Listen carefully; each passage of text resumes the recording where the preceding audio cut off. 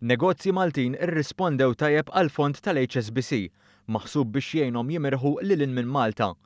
Għalhekk il-bank nieda fond ġdid ta' 75 miljun euro bl-isem ta' Malta Trade for Growth Fund.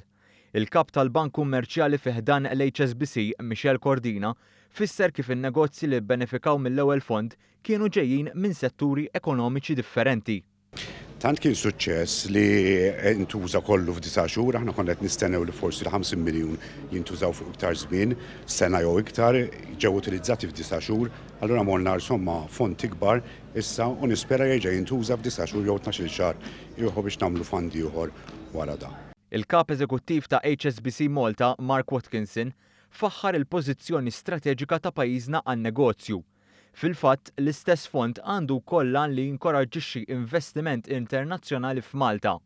Għalhekk l-HSBC nieda wkoll video bit-titlu Why Malta u dan sar f'5 lingwi internazzjonali li huma l-Arbi, il-Franċiż, il-Ġermaniż, it-Taljan u ċ-Ċiniż.